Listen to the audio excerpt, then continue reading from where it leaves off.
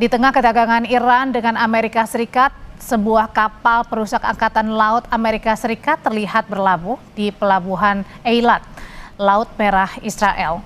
Rekaman yang ditayangkan oleh channel 12 News Israel ini menunjukkan USS Delbert D. Black berlabuh di pelabuhan tersebut dengan puluhan pelaut yang terlihat di dek kapal. Seorang pejabat militer Israel mengatakan kedatangan kapal itu merupakan peristiwa rutin. Mengulas bagaimana kelanjutan negosiasi Amerika Serikat dengan Iran terkait dengan peluncuran nuklir, sore ini kita bahas bersama Evata Filomeno Borromeo Duarte, dosen ilmu politik Universitas Udayana. Selamat petang, Mas Evata. Selamat petang, Mbak. Terima kasih. Iya, dan hadir juga sore hari ini ada mantan Duta Besar Indonesia untuk Iran, Dian Wirangjurit. Selamat malam, selamat sore Pak Dian. Selamat sore Mbak Audrey, selamat sore pemirsa. Iya, saya mau nanya ke Mas Evata dulu. Mas Evata, kalau dilihat dari kacamata Anda, sebenarnya seberapa efektif ancaman Amerika Serikat ini bisa menekan Iran dalam hal negosiasi nuklir? Baik, yang paling pertama kita harus memahami bahwa situasi Iran dalam peperangan kali ini tidak sendirian. Sehingga bisa kita katakan diplomasi memang cukup terlihat agak terlambat. Melihat bahwa tadi sudah disampaikan bahwa belum ada satu etiket yang baik yang bisa dilihat Iran dalam negosiasi ini, tetapi pintu masih tentunya terbuka. Namun eskalasi ini tentu tidak dapat dibendung lagi, dan apa yang disampaikan bukan cuma retorika diplomatis biasa.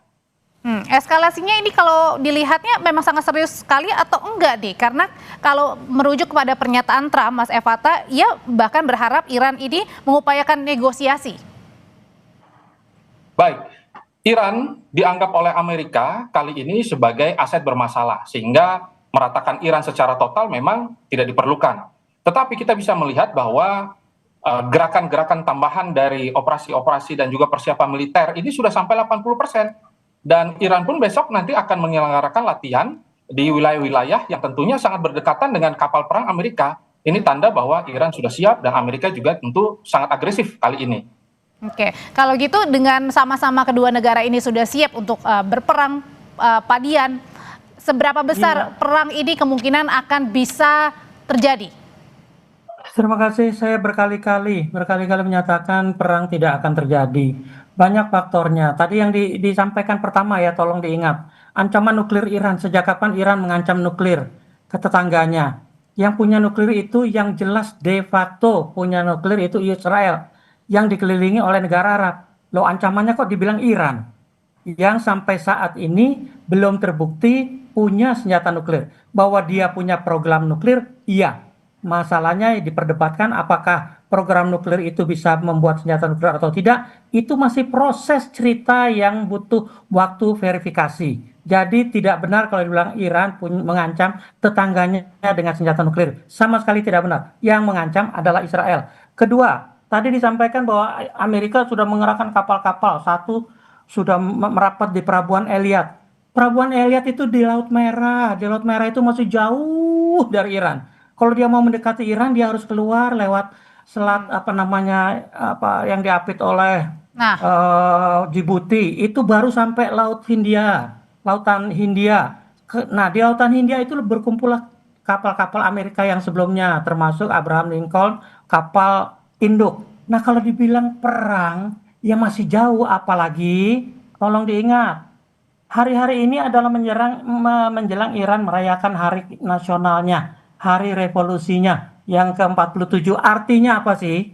Nah, tadi disebutkan latihan perang dengan Cina dan Rusia, itu juga indikasi bahwa Iran sekarang lebih siap. Kedua, sejalan dengan peringatan hari revolusinya, sudah pasti yang disiapkan Iran itu luar biasa dari persiapan sebelumnya. Oke, kalau gitu dengan masuknya kapal induk Amerika menuju ke Iran, terus kemudian Trump juga selalu menarasikan terbuka untuk negosiasi, jangan sampai nanti membuat hal-hal yang tidak diinginkan. Pertanyaannya, untuk apa kalau gitu Trump ini ngomong seperti itu kepada Iran gitu? Apakah ini jangan-jangan hanya gertak sambal aja kepada Iran supaya Iran takut? Saya cuma mau menegaskan, ini hanya gertak sambal Amerika yang dilakukan dari waktu ke waktu dengan berbagai intensitasnya. Tujuannya? Tolong diingat, Tujuannya ya hanya mengalihkan perhatian dari masalah dalam negerinya, belum lagi dia sudah berbuat ulah di Venezuela, sekarang dia mau coba di Ukraina ternyata nggak berhasil, di Taiwan nggak berhasil, mungkin dia mencoba minta perhatian di Timur Tengah dengan mengerahkan kapal-kapalnya ke arah lautan Persia yang sampai sekarang Teluk Persia yang sampai sekarang belum sampai itu mereka masih jauh dan kalau dibilang Oke. ancaman ya buat saya apanya yang mengancam karena perang Israel dan Amerika dulu kan membuktikan Israel yang jauh itu aja bisa ditembus meskipun mereka punya Iron Dome yang melindungi negara itu.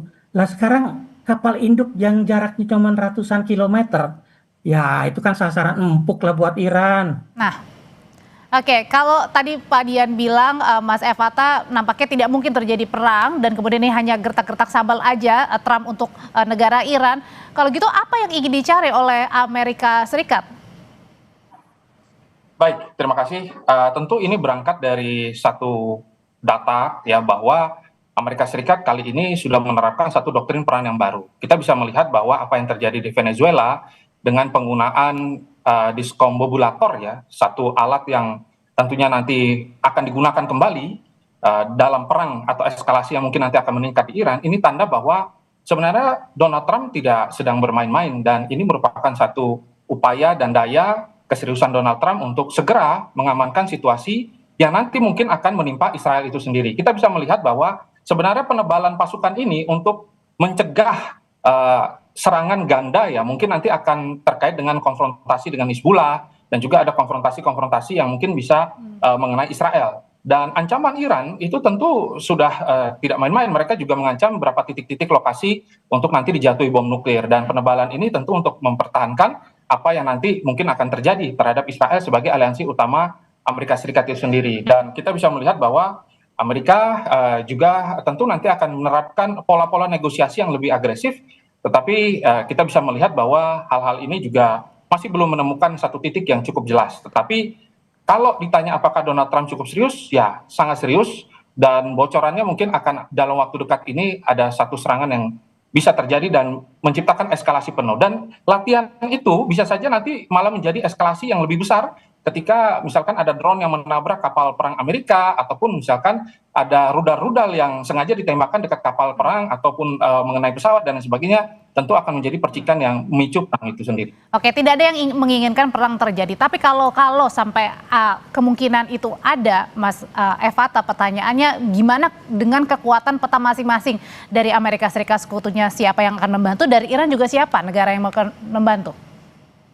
Baik, dalam beberapa catatan kita bisa melihat bahwa ternyata Iran kali ini telah dibantu intelijennya oleh MSS Cina ya. Jadi kita bisa melihat bahwa Cina memberikan kunci dan juga akses real time untuk melihat situasi pergerakan kapal Amerika Serikat. Dan kita bisa melihat bahwa hari ini juga ada pertemuan yang dilakukan dari pejabat tinggi keamanan Iran terhadap Vladimir Putin. Dan di sana tanda bahwa nanti ke depannya akan ada berapa logistik perang yang akan dikirimkan. Dan kita bisa melihat ada juga berapa kapal-kapal yang kapal-kapal khusus yang dikirimkan dari Rusia untuk membantu Iran nanti dalam operasi dan juga eskalasi yang lebih buruk ke depannya. Maka tadi sudah disampaikan bahwa Iran kali ini tidak sendirian dan mereka cukup siap.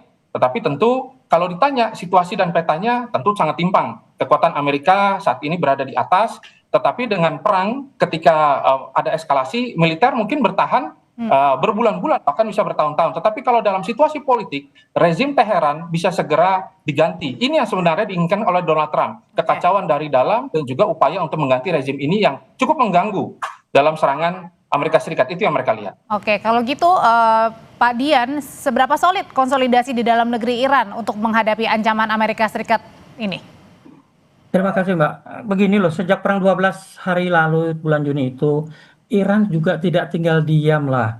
Apa yang menjadi titik lemah waktu itu bahwa Amerika bisa masuk sampai menyerang dengan bunker busternya ke salah satu fasilitas nuklir, membuktikan bahwa ada celah di pertahanan Iran, tidak disangkal. Tapi dari Juni sampai sekarang itu cukup waktu untuk memperbaiki semua itu. Kalau tadi dikatakan bahwa Amerika mau pakai teknologi apapun lah terserah lah, tapi lawan Venezuela itu mbok yang nggak usah dibandingkan dengan Iran lah. jauh sekali Venezuela dibandingkan sama Iran ya nggak. Sama Iran aja Amerika bukan apple to apple, tapi kalau sama Venezuela ya itu apple sama kuaci lah. Bedanya begitu, Oke. jangan dibandingkan. Nah, saya mau catat satu lagi yang penting, diplomasi. Diplomasi yang diharapkan atau ingin dimajukan oleh Amerika itu diplomasi Oke. versi Amerika yang isinya tekanan, persyaratan yang harus dipenuhi oleh Iran. Dimanapun diplomasi harus mulai dengan equal footing, kesetaraan. Selama sudah menerapkan persyaratan, Iran tidak akan pernah terima. Oke, diplomasi kesetaraan itu yang diharapkan supaya tidak ada perang yang diinginkan oleh negara manapun. Terima kasih Betul. untuk ulasannya, Pak Dian, Mas Evata. Selamat sore. Terima Selamat kasih. sore.